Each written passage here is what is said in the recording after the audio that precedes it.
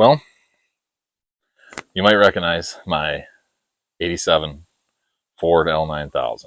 In fact, some of you might have actually, probably a lot of you, might have started watching my YouTube channel because of this truck.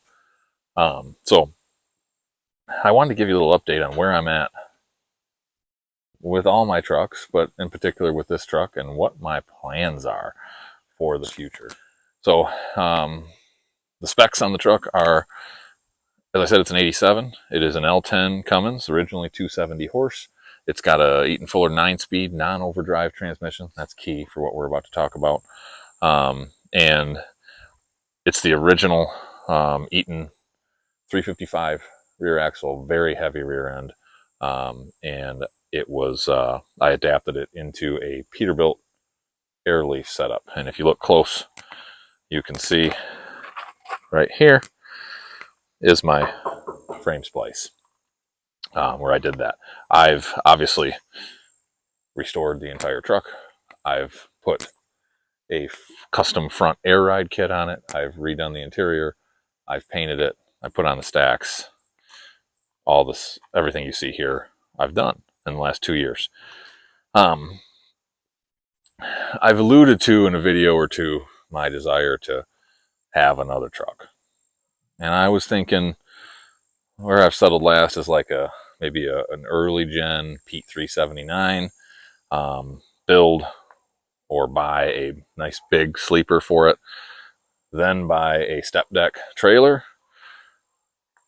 and then it'd be perfect because I could put this truck, stacks are really easy to pull on this, I could put this truck as well as my 67 International Lodestar onto that step deck. My wife / family and I would have some place to stay. Literally would have wanted to put a bathroom, kitchen facility, all that good stuff, like a very small camper basically on the back of that Pete. And that would be awesome. I'd love to do that. But when I'm realistic, an endeavor like that, even no matter what the base truck is that I buy, we're talking 30 grand, 40 grand, bare minimum. Then we got to buy a trailer that's, even if you find one for sub 10 grand, you're going to put another 5 to 10 into it in tires and brakes and bearings and paint, maybe 15. You're going to be 20 grand no matter what for a decent step deck, whether you buy cheap and you put money in, or you buy it ready to go. So, at the end of the day, we're talking $50,000. And mind you, I think I'm going to do that someday, but that's a budget I don't have right now. Where I'm at is, I love this truck. I absolutely adore this truck. I have no interest in selling it, not even a little bit, unless somebody literally offered me $50,000 for it, and then I'd probably take it, or more. But short of that, it's not for sale. I would like to make it better in certain ways, because I realize that I can't spend that 50 grand plus on the Peterbilt and the step deck. I've got a nice 35-foot gooseneck. It fits my Lodestar, and it fits even a side-by-side along with it. I can pull it with this, and I can get both trucks to shows that way. So I want to get into now what I'm thinking about doing. So stand back, look at this truck with me. You can see right now, so I've got,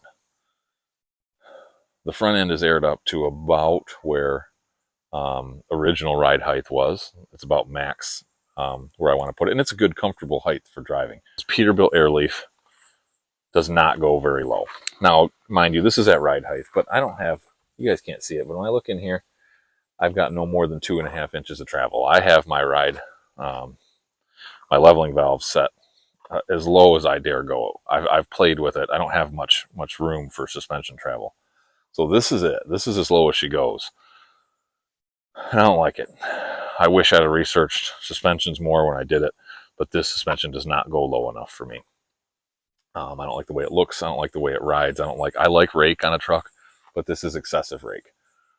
So it's a problem we got to solve. Another problem we got to solve is 9-speed non-overdrive transmission.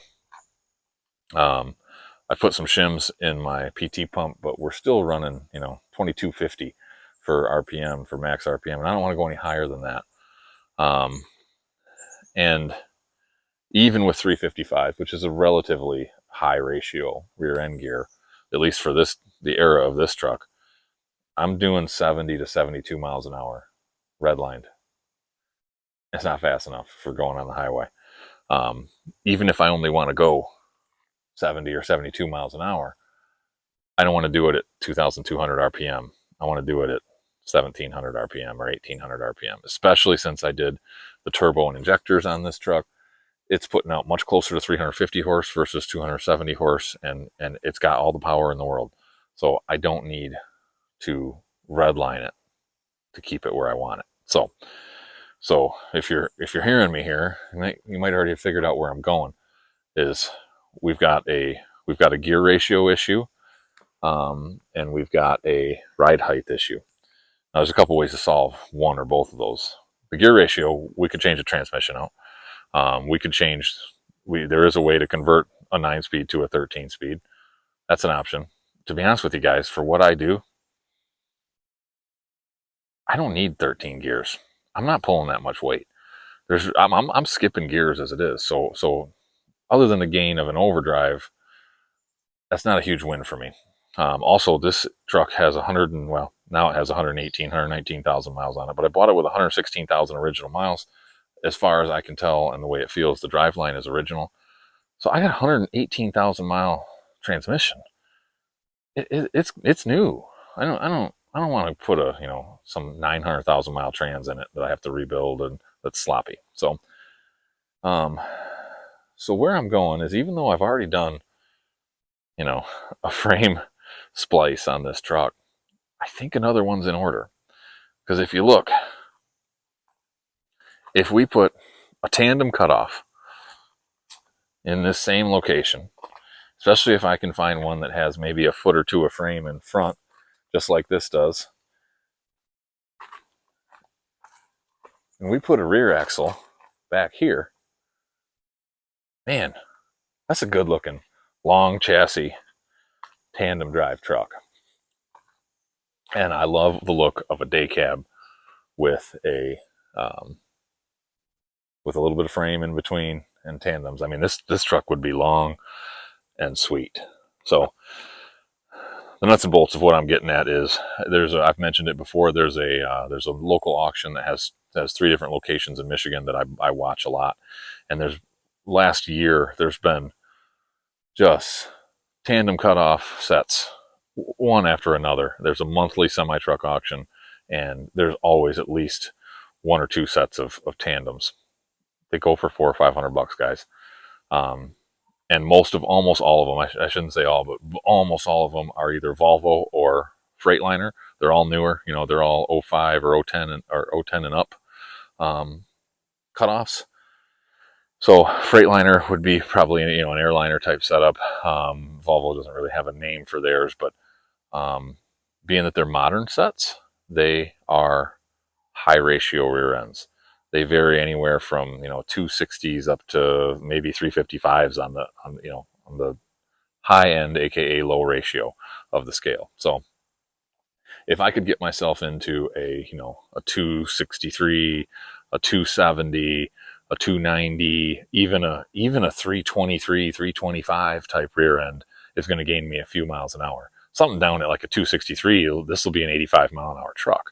So somewhere in that 3 range, we're an 80 mile an hour truck all day long. That's all I need. That puts my cruising RPM at 68 to 70 miles an hour. It drops me down to that 17 to 1800 RPM range. I'm happy. I don't have to do a transmission change out.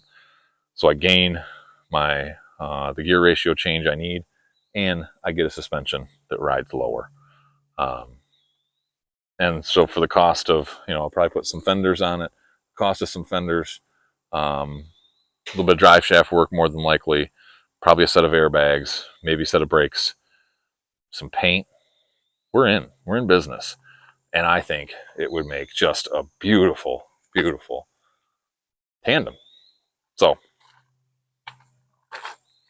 that's where I'm at, guys. Oh, and wheels and tires. So I got 4 tires here. I could dismount.